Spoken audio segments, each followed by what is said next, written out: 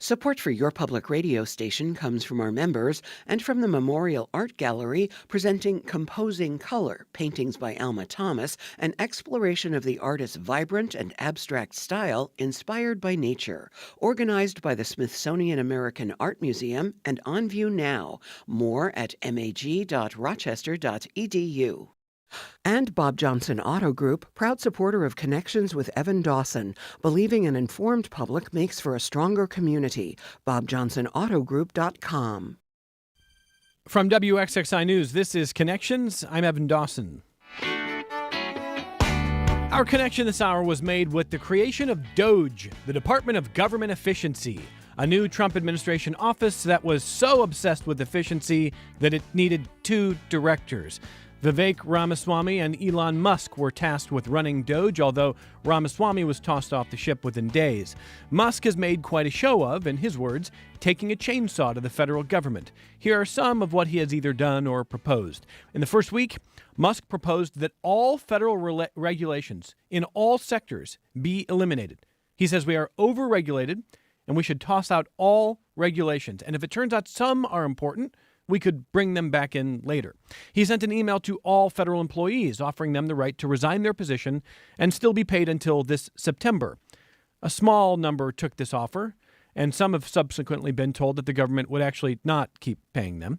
Musk has promised to cut $2 trillion, trillion with a T, and undeniably, DOGE has turned up some curious expenditures. But the biggest sources of federal spending come in the military and in Medicare and in Medicaid. President Trump said on the campaign trail the United States would continue to boost its military, although he is starting to signal a willingness to cut in that department. Trump says Medicare won't be touched at all. Last night, Republicans pushed forward a budget plan that could include significant cuts to Medicaid, although that final bill is not done yet. What Musk and DOGE have highlighted are smaller expenditures in the bigger picture of the budget, relatively. In one press release, the DOGE team claimed to have cut a program that cost $8 billion and later had to concede that the program actually cost $8 million, not billion. An NPR analysis found that of the first $55 billion in claimed DOGE cuts, the actual cuts were less than a third of that total. Musk has gone after Social Security, claiming that we are paying millions of dead people. Turns out he didn't spend even probably half an hour to find out that while there is always fraud or mistakes in Social Security, we're not actually paying 150-year-old Social Security. The Numident database contains a record of every person who has ever been assigned a Social Security number. There are people in the system who have died but don't have a date of death recorded because they lived long before electronic records were established, and just because they're in the system does not mean they're getting paid. An 8-year analysis starting in 2015 found that the Social Security Administration does make some mistakes, sometimes overpaying living recipients to the tune of around $8 billion a year out of a $1 trillion Social Security outlay. Some of the mistakes are underpaying or not paying people who actually qualify. With Musk wielding his chainsaw at CPAC, I started reading the reactions from prominent libertarians. After all, libertarians have been arguing for years that we need a significant reduction in the federal workforce and in the budget, that major cuts are long overdue, that we can have more freedom with less government. And yet, most of what I was reading from libertarians was real concern at the haphazard approach that could, some are writing, end up tainting the very idea of cutting the federal government when they believe real cuts are needed. This hour, let's get that libertarian perspective. If they were in charge of DOGE, what are they going to take the chainsaw to? What is DOGE getting right? What is it getting wrong? What are the consequences? My guest this hour is Kevin Wilson, who's the former chair of the Monroe County Libertarian Party. He's the host of a Free Solution podcast. Welcome back to the program. All right. Thanks for having me again, Evan. Well, I'm going to give you the keys to DOGE. You're in charge now. Although I like the idea that they needed two directors at first. Did you enjoy that? Maybe a third. I don't know. Oh, yeah. Tell them. No. Not a third. Just you. You're in charge. You're going to take us through how this happens in a moment. But first, let me peel back and just ask you what you make so far of what you're seeing with DOGE. It's a mixed bag. And I want to kind of back up to say, like, let's talk about the scope of the problem, right? In terms of government spending, in the year 2000, at the end of the Clinton administration, we had $5.6 trillion in debt. Right, again, not debt, not the annual budget, but debt. Not a deficit, the debt. Exactly. Deficit being what we're overspending every year. Debt being what we have already overspent. Yeah. By the end of the Bush administration, it was $10 trillion. By the end of the Obama administration, it was $19.5 trillion. By the end of the first Trump administration, it was $26.9 trillion. And by the end of the Biden administration, it was $35.46 trillion. And that number is kind of hard to conceive of, right? A trillion is so big, it's hard for people to like really visualize it. But just to give you an idea of the scale, a billion seconds ago was about 35 years ago. A trillion seconds ago was 31,688 years ago. I have to fact check that. Are you sure about that? Someone on the internet wrote that out when I was looking it up last night to try. The internet's never wrong. No, the internet's never wrong. But like the point is, trillion it's a big number. It's a big number. It is hard to get your head really around. hard to get your head around the scale of the amount of spending that's happening, right? And it's not that like any level of spending is illegitimate. I'm not in the libertarian camp that's fully anarchist, but I do think that that level of debt is unsustainable because that debt service now takes up nearly $1 trillion a year in our spending. It's 13% of the federal budget just servicing that debt. That's a lot of money that's just going towards that line. And that's going to get bigger. It's going to keep getting bigger. Unless something dramatic happens. Exactly. Okay. So I want to say like this is something that we absolutely need to do something about. And I was somewhat hopeful that Elon and Vivek were engaging in this project to maybe take our spending seriously. And there seems to be kind of multiple goals of this. One is to like let's cut back some of the spending. Let's see the ways that we can do that. Let's cut back on waste, fraud, and abuse. It seems like a noble goal. Let's make the government more efficient. And that's a project that has been going on for a while, but seems to have gotten stuck. There's, what the U.S. Digital Service was doing previously, trying to introduce efficiencies into the government that started on the Obama administration. They were finding some things, and that's where DOGE is now housed currently under the former U.S. Digital Services. And so it's worthwhile to try to find those efficiencies to make government more effective in delivering the services that it's going to do and to figure out what areas do we not need to maybe have government services and to figure out, like, can we reduce the amount of money that we're overpaying year over year? So are there instances so far that you look at what DOGE has done or turned up and say, exactly, this is a problem? Yeah, sure. I mean, there's a lot of it's really small stuff, right? There's stuff like, okay, we're overpaying for software licenses. Great. Yeah, we don't need to do that. That adds up to a few, $100,000. There are some instances of fraud, although they've been exaggerated. The Social Security thing, like there's already been studies put out by the Center for Responsible Federal Budget, like talking about Social Security fraud. There is some level of that. There's studies been done that, okay, it's going to take some money to fix, but yeah, that's a thing worth fixing. We should clean up the Social Security database. There's things like just basic like budget controls. They say, okay, these budget controls that like the private sector uses to try to categorize and track spending aren't in place across all government agencies, which is why things like the military often, or the Pentagon often fails its audits year after year. That's a problem. We should fix that and figure out what exactly is the government spending on which things and how much and where. Like it should be totally unacceptable to fail audits. And if DOGE can accomplish some of that, that's great. Okay, but I think tell me if I'm wrong here, part of the way I see the idea about cuts is twofold, or there's maybe two different goals. The first would be, let's actually carefully go through line by line, and let's value any place where we can turn up either fraud or just waste or clumsiness or inefficiency, even if it's $100,000 here, $5 million here, $1 billion there, in the context of a massive federal budget. That may be small fries, but it matters, and we shouldn't just throw that money away. Yeah, that's right. one Like, thing.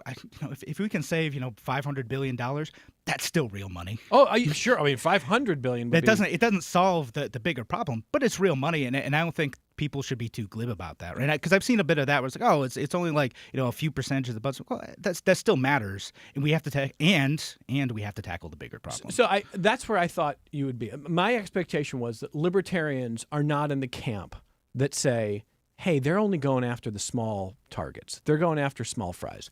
They turned up 8 million here. They turned up 5 million there. That's nothing in the federal budget.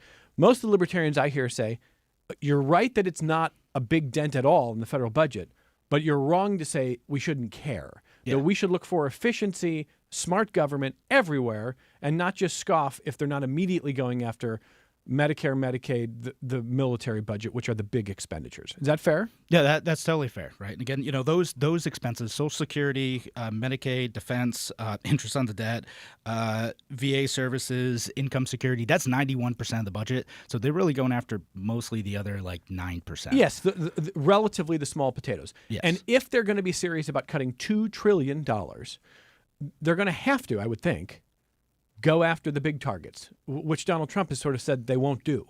No. How do you not cut interested in that. $2 trillion if you're not going to go after the big targets? Yeah, I mean, you either have to, again, reduce the amount of outlays they're going with those, or you have to raise taxes. Those are the only two options. And I think there's, unfortunately, not a lot of political appetite to do either of those things because people want to be able to get their benefits, understandably, and they also don't want to pay taxes. I don't want to pay more in taxes either. But there has to be someone who comes into the room, some adults in the Democrat and Republican parties, ideally, who say, okay, we have to be serious about doing something about this. And either, yes, you have to raise your taxes to pay for these services that you want, or we have to no longer have these services. Yeah, and so when I think about the possible consequences of what DOGE is doing, I'm going to give you a hypothetical. Take me through your thoughts on it. One hypothetical is that the Republicans pass another major tax cut, which looks like they're about to do. Mm-hmm. They are vague on possible entitlement cuts, knowing that a big cut to Medicaid would not be popular. So maybe that gets whittled down or taken out. And so what we end up with is DOGE claiming, well, we found all of these efficiencies and we've cut all this stuff. But they oversell what they're claiming, which we've already seen them do, or they misunderstand what they are targeting, and what you end up with is a clumsy at best DOGE effort that doesn't actually reduce a whole lot of expenditure, another major tax cut, and at the end of this, an even bigger increase in the deficit and debt. Is that possible? That is entirely possible, and that's the worry, right? The worry is that this project, which makes a big show of cutting the budget, doesn't actually accomplish its goals, is going to end up making the government less efficient, and is going to harm the long-term project of trying to tackle the problem of debt politically for many generations to come, or many years to come at least. Okay. No, go ahead. Finish the thought. No, and so, and part of this too is the thing to keep in mind is that DOGE only has limited power to actually cut spending in the first place. Because remember, the executive branch does not control spending. That's another important aspect of this. Just because you've read the Constitution, you think I know. Typical libertarian. I did not bring my pocket Constitution to wave around today, but yes, that is part of it, right? So there are ways for the executive branch to suggest cuts, but because of the Impoundment and Control Act passed in the 60s under the or 70s during the Nixon administration, the executive very clearly can't do that. They can do what's called a rescission. They can say, hey, we don't want to spend this money. We don't think it's going to be useful. Congress, can you just confirm that it's okay to not spend this money? Rand Paul, to his credit, tried to do that, and it failed, I think, 74-26. It was kind of overwhelmingly didn't pass. So there's no appetite in the Senate for doing that. And then the budget bill, the House Concurrent Resolution 14, which doesn't actually specify the budget, but kind of suggests a budget target, has us adding to the debt. It raises the debt ceiling by $4 trillion. It's going to add another $300 billion a year to the deficit. So again, the money that we're overspending each year. The only Republican to vote no on that was Thomas Massie. So no, Congress doesn't have any appetite to, again, be adults in this situation and actually tackle the problem. The Republicans and Democrats aren't serious about taking care of this problem. And if they were, we'd see that reflected in Congress. Again, Donald Trump could say, Congress, you need to do something about this. We need to be serious about cutting our spending. Here's our suggestion for areas to cut spending. Go at it. But that didn't happen. Yeah, and what about the argument that says, though, what you're describing is just political death? Because that's partially why anybody in Congress does or doesn't do anything. They're always thinking about the next election. And I tend to think that when Donald Trump and the White House, the official White House social media accounts put out the picture of Donald Trump wearing a crown with the phrase "Long live the king," I think they know how to troll people. Yeah. I also, even though I think that's trolling, I don't think it's healthy trolling. I don't think it is something to think is funny or smirk at. the notion of an executive with that much concentrated power, and yet we see Mike Johnson, we see Speaker Johnson saying, "Oh, but we're not actually ceding power. We're just doing it differently," which just looks like we're ceding power. I mean, like it's a Right. really sort of a very weak Congress right now, and they don't believe that they could get through the big cuts that you're talking about because they don't think politically they could do it.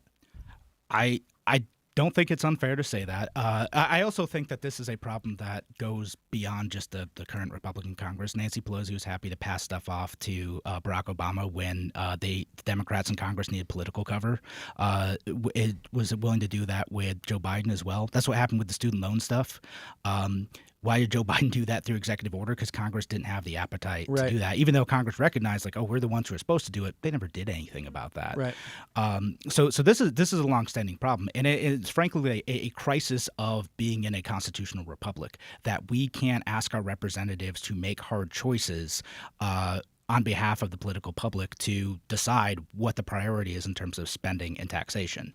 It's a big problem, and we're moving more and more towards a authoritarian style governance system where all the power is invested in the executive. Yeah, I mean, it's definitely tilting that way, and this White House is gleeful about that.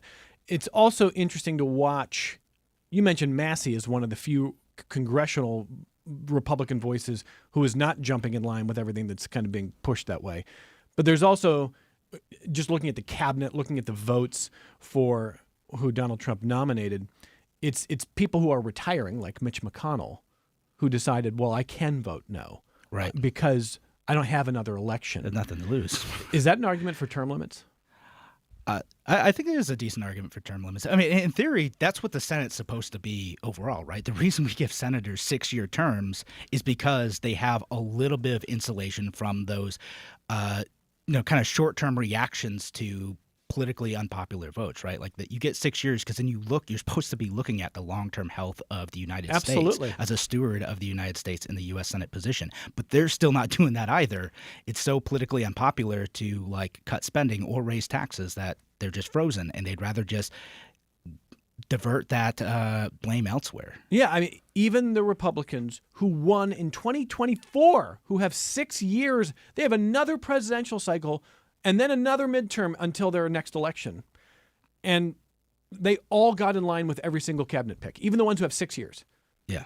And you have members of Congress. You've got the Speaker of Congress saying the president should have the cabinet that he wants, whatever he wants. Where did advise and consent go? So I bring all this up to say that when you as a libertarian want to see these significant cuts and these changes to the way the federal government works, I appreciate at least the fact that you acknowledge there's still supposed to be a process here, and the process is broken. Yeah, it is broken, and that's why like there's, and I want to make sure I represent this viewpoint, because I did ask folks, what do you think of this? And some people I think what Doge is doing is great, and the reason why they think it's great is because like they say I don't care if it's like a little bit like murky on the constitutional side, because this has been a problem for so long that Congress has failed to address, and it's such an existential crisis for the United States that doing something here is better than like doing nothing, and I don't really share that point of view, but I want to make sure I get that out there, because there are folks who are saying like me saying like, oh, well, it should go through Congress and this isn't constitutional and like the judges are going to stop some of this. That like the way they see me saying this is like, oh, I need to fill out the right paperwork while my house is on fire. Okay, yeah, and so you can understand intellectually their Yes. argument. The issue I have with that argument is it presumes that what Doge is doing is actually thoughtful, wise. Yes. And so in our second half hour, I'm going to ask Kevin Wilson, who's my guest for the hour, the former chair of the Monroe County Libertarian Party and host of a Free Solution podcast, how you would attack that kind of work. Because in some sense, there is some urgency. You got to move fast. In another sense, when you do it the way they've described, now, like when I heard Elon Musk say, we should just cut all regulations tomorrow, eliminate them all, and then we'll find out which ones were really needed. I don't know that that's a very adult way of thinking. I mean, if you think we're overregulated, I don't know a whole lot of people who disagree or could find regulation that even some Democrats might argue, yes, there's some regulations that are not a good idea, that are really restrictive, hamper growth, et cetera. But this notion of just burn everything and then see what's still, what might be still standing is I don't know that there's a good model for that. There's some risks to that. I mean, and again, I sort of get intellectually why people are at that point where like it's so stilted, it's so broken, it's so immovable. Like they say, like, are we going to set up another commission to review this for another 5 years? They don't want another blue nothing's ribbon going to commission. happen. I get that. And again, I am sympathetic to that, but also think that preserving the constitutional order is also very important. And we have to evaluate these cuts and regulation changes on the merits themselves, right? Having action itself is not valuable. The thing that we're trying to do is cut spending, make government more efficient, and to make sure that government is less of a burden on individuals and businesses in this country.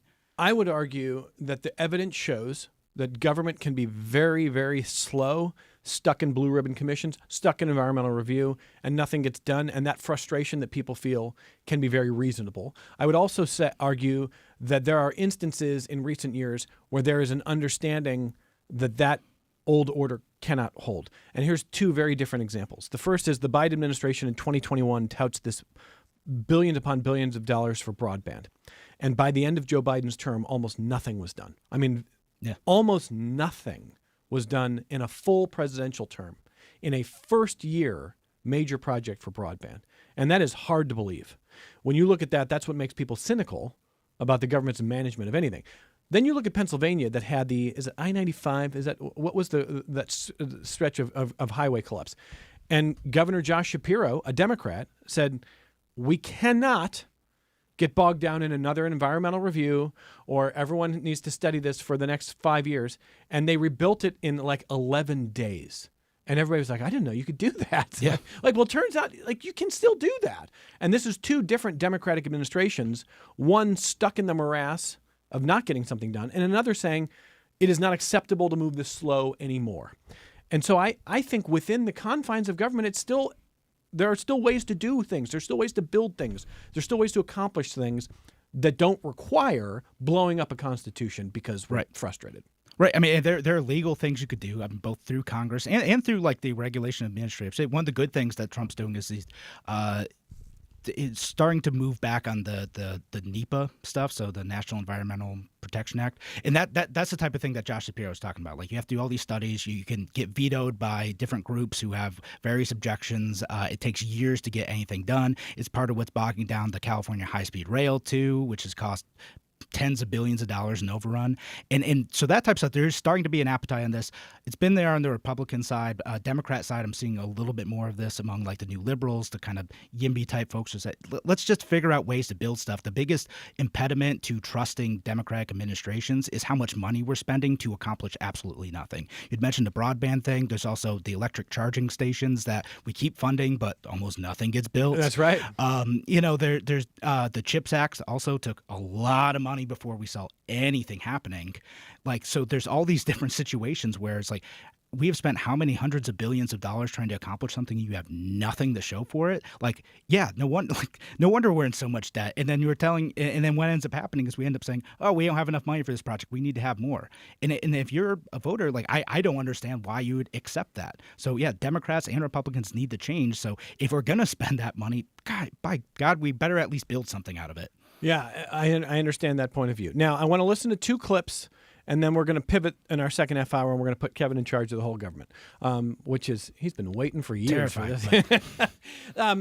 One of the reasons that I look at what DOGE is doing and think, set aside all the analysis that says they're not really understanding what they're looking at, and they're overselling what efficiencies or savings there are. But it's so politically tinged. And these two clips, I think, give it away. The first clip comes from Fox's Jesse Waters, who hosts a primetime show. And since the election, since the administration took over in January, about a month ago, he's been doing these nightly reports on who got doged, and he's laughing about it. And, more people get doged today, and the Doge chainsaw's coming, and now liberals are crying about Doge. And this is Jesse Waters talking about a part of the story recently in which Elon Musk said, we're going to email everybody and say, tell us 5 things you did in the last week, and if you don't respond, you're out of here. Let's listen. What'd you do last week? If you work for the federal government and you can't answer that by midnight, you might be getting doged. This weekend, every D.C. bureaucrat got this message in their inbox. Please reply to this email with 5 bullets of what you accomplished last week, with a deadline. And if you don't answer, that's kind of your answer. I thought it was great because we have people that don't show up to work and nobody even knows if they work for the government. So by asking the question, tell us what you did this week, what he's doing is saying, are you actually working? And then if you don't answer, like you're sort of semi-fired or you're fired, because a lot of people are not answering because they don't even exist. I can tell you what I did last week. Worked on a federal holiday, plugged Dana's new book, pushed Doge dividend checks, you're welcome, shut down Jessica on the 5, politely, and sold some Fox merch. Cha-ching. Now, I came up with that in 5 minutes. If I had 48 hours like those federal workers do, it would have been even better. That's Jesse Waters of Fox just kind of laughing at the people getting Doge. All those lazy people, those worthless people. Good riddance. Until he got a text from a friend. Listen to him change his tune about Doge in this second clip. He was a 20-year veteran of the U.S. military. He was one of these guys in one of these elite units. Killed a lot of bad guys. Put his life on the line.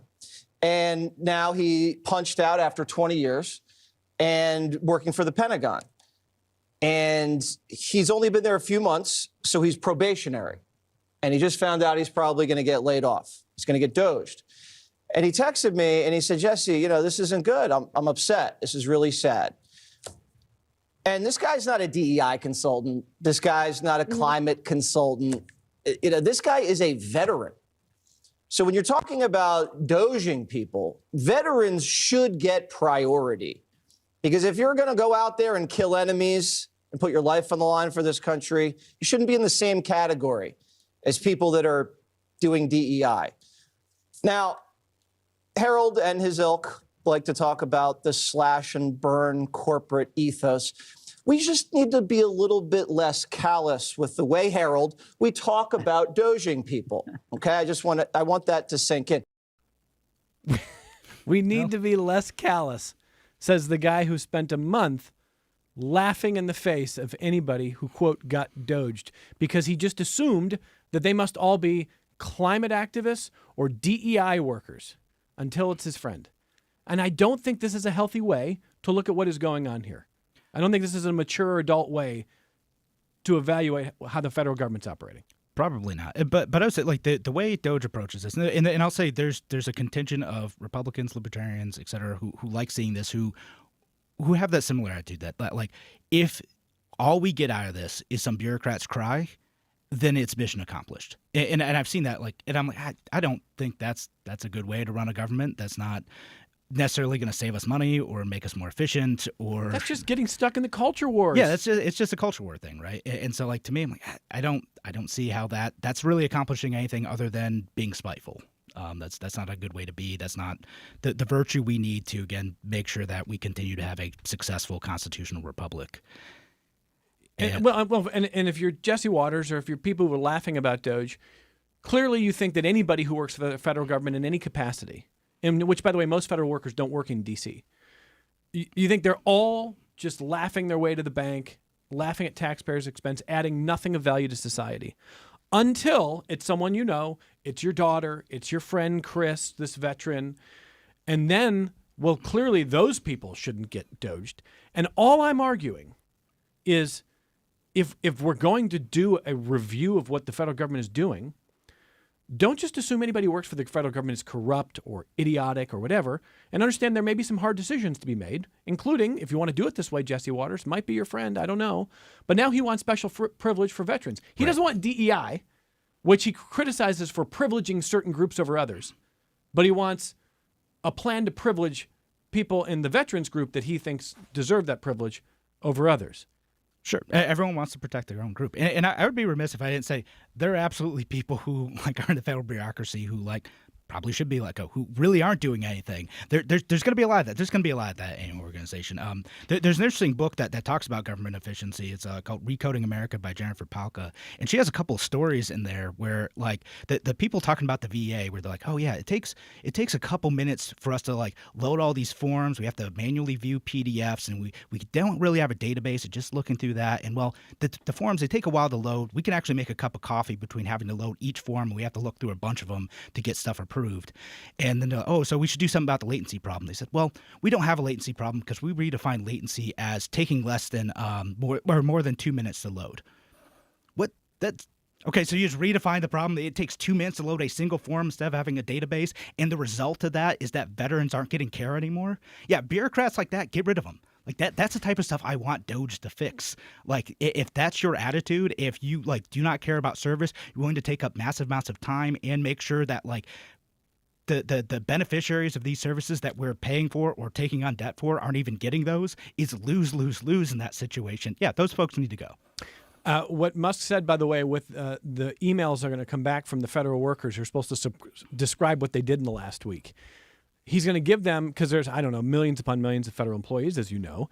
And so they don't have enough managers to read everybody's emails. So his team is going to create an AI program, feed the answers in, and then AI will advise them on who should get fired. Right. I don't know if that's popular either. No, I kind of suspected it could be an interesting project, but the thing is it's not necessarily the best way to roll it out. I'm fine with creating more systems of accountability. That's understandable. To me, I work at an agency where I have to track my time by 15 minutes, reporting back exactly what deliverables I accomplished through a project management system. And I know some agencies do some of that, right? They get measured on the calls they take and the cases they resolve, et cetera. There are ways of setting reasonable goals in providing accountability to the American people. Sending the email without seemingly the understanding and consent of all the departments, because you had Kash Patel, again, Trump guy, who's telling his FBI, please don't respond to this. You had Nick, you had several agencies saying that no, that please don't comply with this. You can't do that. We'll wait for further guidance. These are Trump appointees, and then they're still not. Yeah, Tulsi Gabbard was another one who said, don't comply with this, national security issues. Fair. This wasn't rolled out well. There are ways of being able to provide accountability. Sending out an email, this again feels just trollish. That's all it is. It's just a way to look like you are doing something without actually accomplishing anything, and that I find frustrating. All right, so after this break, we'll take some of your feedback, and then Kevin will describe if you're going to take this on seriously. I'm wondering what's the timeline that you think is realistic. Do you have an idea in your mind of how much of the federal workforce can or should be cut? And then if you're going to look at the bulk of where the federal budget is, do you think as a libertarian we need to reduce military spending? I feel like I know where you might be on that one. Medicaid, Medicare, Social Security. So let's talk about all that on the other side of this only break. Kevin Wilson, former chair of the Monroe County Libertarian Party and host of A Free Solution podcast, is my guest. Support for your public radio station comes from our members and from Excellus Blue Cross Blue Shield, believing that everyone deserves to be cared for and to live well. Through community investments, partnerships, and education, Excellus Blue Cross Blue Shield is working to address health inequities. More at excellusbcbs.com. This is Connections. I'm Evan Dawson, and this is Alice in Rochester on the phone first. Hello, Alice. Go ahead. Hi. I've been listening to the program and also talking with my kid at the same time. And one thing that seems to be, that hasn't entered the conversation yet, but is kind of high on our minds, is the fact that things like, cutting all regulations, firing half of the IRS, and so forth, seem to have more to do with further enriching the ultra-wealthy at the expense of everybody else, not just monetarily, but in terms of national security, people's lives, people's health, and so forth. And I can't help feeling like a whole lot of the rest is more like a smokescreen, covering that central interest. And just given the actual data out there, it could support either one. And there's not enough attention given to the fact that there is an alternate possibility of what they're actually trying to do. Well, Alice, you're implying that Tesla's been given subsidies by the government in the past. Well, sure. I'm implying that there's a large pattern. I'm being cheeky. That's just one small example. I mean, your larger point, though, is who benefits from these moves and what is it actually about? I haven't seen any DOGE headlines saying that we're going to stop subsidies for Tesla or for large companies like that. There's a chance there's some conflicts of interest there. Do you think she has a point? I think there's something to that, right? I don't know like if it's specifically to benefit billionaires generally or anything, but like there's definitely conflicts of interest. Like Elon Musk has contracts with Tesla. The State Department seems like they're buying some Tesla vehicles. There's contracts with SpaceX, and several other things. So there's a concern there, and I think the broader concern is this a distraction for other stuff that's going on, right? Like there's, and I've seen that, and I don't really know how to address this, so I kind of want to stay focused on this. But like I've seen other people say, like, oh well, this is just a distraction from the fact that Trump fired all of his lawyers for the military, and what is he doing there? Is it nefarious? I'm like, maybe, I don't know. It's tough for me to speculate on that stuff without evidence. But if you see evidence of, hey, lots of people are getting enriched, and like I think we'll see a lot of this with tariffs. Tariffs specifically are ripe for corruption. There's a lot of opportunities for exemptions. You'll maybe see stuff like I think there should be reform so that contract reviews for government spending should go quicker, right? Because some of these things can take years to get through, and by the time a contract for like new technology gets through, like it's already outdated. But what you might see is hey, these are being handed out to Donald Trump's donors and friends, and that's a concern, and that's something that we need to keep a close eye on. Alice, thank you for the phone call. I'm going to read a few emails in a moment here. Let me start because some of the emails address some of what I think Kevin's going to talk about here. So if you are in charge, what's a realistic way of going about this that looks substantive to your view as a libertarian? So there are quite a few things that we can like talk about, right? If we want to talk about like the overall federal budget, again, like things that we have to reduce, we have to reduce military spending. I was interested when I saw Pete Hegseth talking about like we're going to do an 8% cut year over year. Like, okay, that's interesting to me. Now, Congress isn't on board, and then apparently the Department of Defense has told Congress to increase spending, so we're kind of getting a mixed message there, unfortunately. But okay, if we're gonna like talk seriously about like we need to scale back our military footprint and reduce spending, that's a serious thing that we could do and figure out like what do we actually need to like maintain our military presence and the safety of the American people. All right, great. Let's start there. Other things, we drill down to like the programs within programs, right? Let's talk about like USAID, right? Plenty of things that I would be fine getting rid of like right away. There are other programs that seem to have accomplished some amount of good. Things like PrepFAR, right, which is an AIDS program started by the George W. Bush administration, and it seems to have saved many, many lives. Okay, let's say ideologically, I don't want to fund that with the U.S. government. Okay, so do we just cut it right away, or do we say, okay, we're going to cut off your funding in 3 years. You have that amount of time to go find grant funding from elsewhere to continue this program, right? Like there are ways that you could do this. There are ways that you could spin off programs to like still to not like pull the rug out from them totally, but to like wind things down. And that's generally the way I would like to do things. There's some services that the government provides that I think probably could be privatized. I'll give you another example too. Within the FAA, the air traffic controllers. We could probably not have those air traffic controllers be government employees. There's a bunch of problems with them right now in terms of like their hiring processes and quality control. Canada does not have government air traffic controllers. The UK does not have government air traffic controllers. Germany, New Zealand, Australia, they don't have government air traffic controllers. It's the United States does. So looking at our peer nations, we could probably wind that down. But if you said, okay, we're going to cut all of them overnight, there's a chance that might cause some problems. So like the practical libertarian in me says, yes, like we could offload some of that government spending in some of these areas, but I know that like there's dependencies on these programs, and that if you cut them off overnight, it's going to cause problems, and chances are the next time someone else is in power, they're going to just load all that money back up and rebuild it again, and it's going to end up being more expensive in the process. So generally my approach to this stuff is if we want to cut it, if it's not essential, wind it down, make a timeline, make a plan to do so. Okay. On the subjects of Social Security, Medicare, Medicaid, what do you think? So on Social Security, I think that we should transition that to a program where there is either an incentive for like a privately held account, right? This is something that Australia does. They transitioned off their government Social Security system. There's still some like subsidies involved there, but basically there's still something that comes out of your paycheck. There's strong incentives to do this, and you get like a 401k type of equivalent, or you have a retirement account equivalent that you're still saving into. But the point of that is that you own it. The government can't take it. It's just yours. It just exists out there. The government, you're not in a system where the government is worried about future payers into that system to be able to meet its current obligations. So moving towards a system that winds that down, I think, is really important. Other countries have already done this. We're not even going to be, entering new territory with this. We should wind that down. So that cuts out a big liability that we have. And Donald Trump wanting to remove some of the taxes from Social Security, he's got a problem too. It's going to jeopardize that fund sooner. Again, people depend on this. I get that people depend on this. I get that people don't want their Social Security touched. However, if it crashes out in, 8 to 10 years, what's that going to do to the people who depended on this?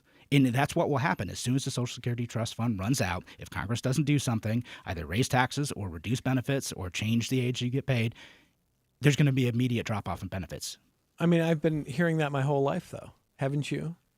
If I have my whole short And life. Social But Security is still eventually, paying people. It is. They bumped it back a couple times, but they will eventually run out of money. Like the math doesn't. So, lie so on in that your one. view, it's not going to stay solvent. It's not efficient. It's not the right way to do it. So change the system.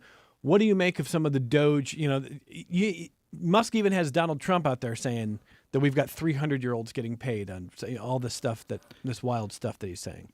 I mean, there's a little bit of that. I think the estimate was there's one I saw that was somewhere between like 200,000 and 15 million. It's not. There's money. There's fraudulent money being it. But, Oh yeah, you know, it's something like 0.9 to 1.0% fraud or mistaken money. Yeah, it is worth cleaning up the database. It is worth cleaning up the fraud.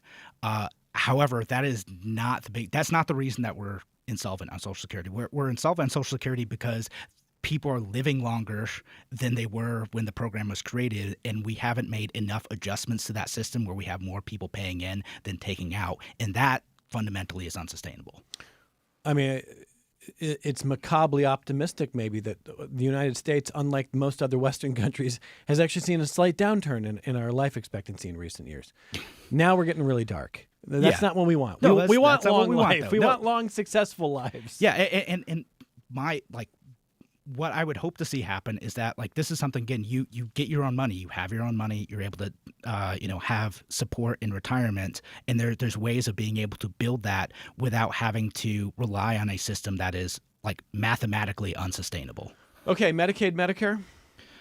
I mean, with those, there does need to be some level of reform in those, and I'm there's some interesting things that could come out of the RFK Health and Human Services Department, because he talks about we need to take another look at the American Medical Association and their requirements for billing, and there's a lot of complicated stuff that's going to be needed to sort through, and we need to figure out generally what makes sense to pay for. Medicare, Medicaid are the biggest drivers of medical costs. They kind of set the bar for what we pay for medical services, and there needs to be some level of give and take in terms of what do these things pay for, what can doctors and hospitals charge, and they'll charge what they think they can get away with charging. That's part of it, right? I can't exactly blame them for that. They're going to charge what they think they can get away with. But there needs to be some level of negotiation between them and insurance companies about lowering medical cost, and I think that's really where it has to go. Now, again, the libertarian means is that a legitimate program? Should we continue these long term? I don't know. I'm just trying to look at how can we reduce this right now in a way that is politically possible. I think it's hard to do a lot politically at all. No, it is. It is. But again, I hope that I think we can make progress on these things. That's kind of the position. Again, I could stand up here and say, "Yep, let's abolish it right away." But I'm sorry, 95% of the folks listening are yeah, that's not going to work, man. That's not possible. But if we start talking about, okay, how can we take a significant chunk out of these programs by doing some reform, lowering costs, re-understanding how these things are covered in benefits, re-understanding how we approach healthcare generally. That's something that we have to do, and is probably more politically possible than me sitting up here and saying yeah, let's just get rid of it, because that's not going to happen. Do you want to see the latest proposed round of tax cuts that the Republicans are considering go through? I would always love to lower taxes. However, we don't really have the money to do that. Again, if I'm concerned about the debt, and I am concerned about the debt, then like we probably can't really lower taxes. But they in this claim it's not going situation. to blow a hole in the deficit because it's going to restart new investment and new revenues, new tax revenues. Yeah, there's it's the trickle down idea. right. The goal is right. Like this is going to create so much growth that like It'll make these up for it, taxes yeah. pay for itself. Yeah, the problem is that doesn't always quite work. And I think like the area where we could actually get some growth is we talked about doing NEPA reform. Like that would probably create some things. There is an executive order that the Trump administration issued on February 19th talking about deregulation, where they're going to go through and based on like what regulations are constitutional, considering like the recent Chevron Supreme Court decision that was overturned.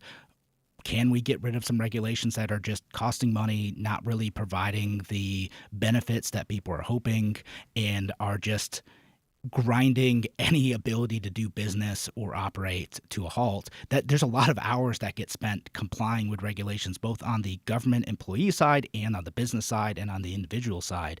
And yeah, I think that would be a real win to like take a serious look at those. Now, again, do we just clear house and get rid of all those overnight? Well, no, that might create some problems. But I think we should like look at like how do we sunset regulations and say, okay, they have to get renewed every 5-10 years. There has to be a review process to figure out like, does this still make sense given what we're trying to do? And we think about that, and on the technology side, like people are working with decades old outdated stuff that they're trying to comply with, and it's costing a ton of money, driving project overruns, and we're not actually getting the delivery of the services that we're promised anyway, which again, maybe we don't need it, but like, man, if we're going to pay for it, we better be at least getting something out of it.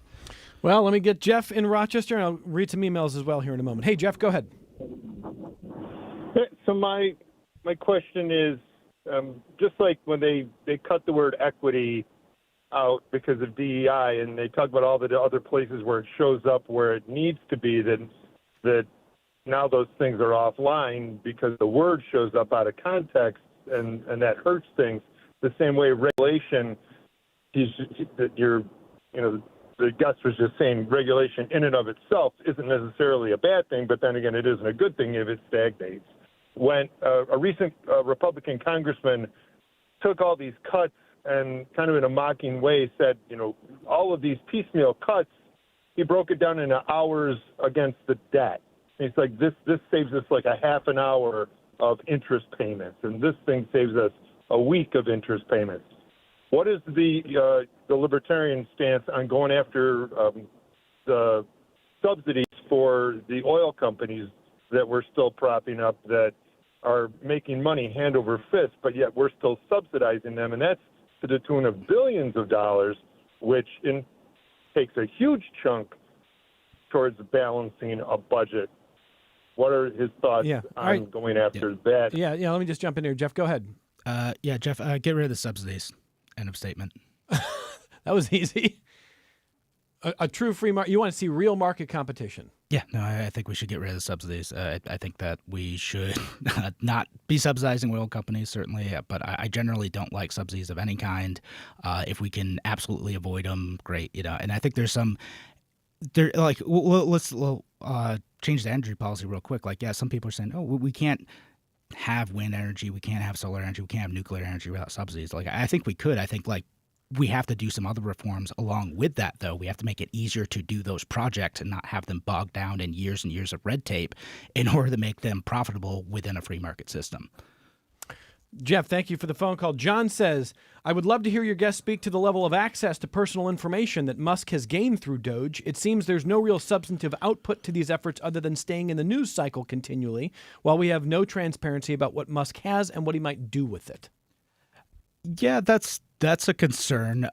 Certainly, like there's problems with like, okay, these folks haven't had background checks. We don't know like what they're really messing with. That's a concern. To be fair though, that there have been problems with OPM data breaches previously too, with everyone who was following all the rules and was vetted and was doing this. Like, again, it's not great. I'm a bit uncomfortable with it, but we have some serious problems with government privacy that predate Doge. Charles says, when people are horrified that government workers would be asked what they did this week, please inform them that when I worked for Delphi, every night at the conclusion of my shift, I sent an email that detailed exactly how many fuel injectors I tested on exactly which test stands in exactly which labs. Now that Delphi no longer exists, I do the same for another company. And he says, no, I have not experienced a disruption in any VA services. And so Charles is talking about there's a lot of saying, well, veterans are going to be impacted by this. The VA is going to be hurting because DOGE is going to be slicing services. And he's saying so far he hasn't seen any disruption there, and he thinks people should not be complaining about having to describe what they do for work. What do you think? Well, so in terms of describing what you do for work, yeah, that's fine. Again, I said that before. I do the same thing. I have to track what I do down to 15 minutes, like billable against clients. So I get that. And government workers should have some level of accountability too. But like, does it make sense for like a retail worker in a National Park Service park to like send an email like with what they did? No, that doesn't make any sense. So this is going to take many, many hours of time for people to comply for it. And it isn't always appropriate for every single position. I think like you need to, how I would have approached this and how I think I've seen other people would management experience approach this is like, okay, talk to the department heads, talk to everyone. How do we ensure accountability?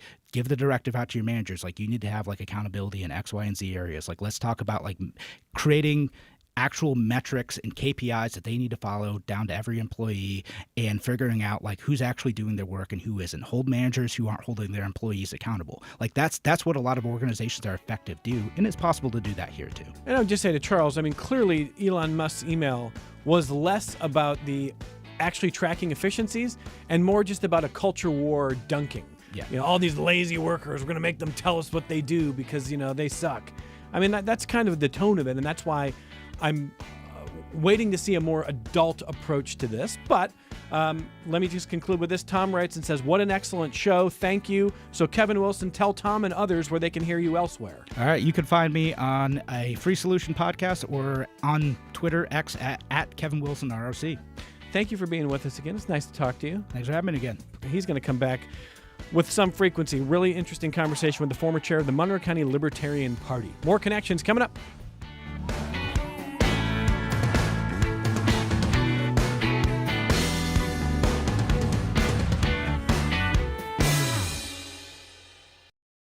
This program is a production of WXXI Public Radio. The views expressed do not necessarily represent those of this station, its staff, management, or underwriters. The broadcast is meant for the private use of our audience. Any rebroadcast or use in another medium without expressed written consent of WXXI is strictly prohibited. Connections with Evan Dawson is available as a podcast. Just click on the Connections link at WXXInews.org. Support for your public radio station comes from our members and from Center Stage Theater at the JCC, presenting The Berlin Diaries, the story of a young woman on a journey of discovery after hidden secrets are revealed from her great-grandfather's Holocaust-era diary, March 2nd through 16th. More at jccrochester.org.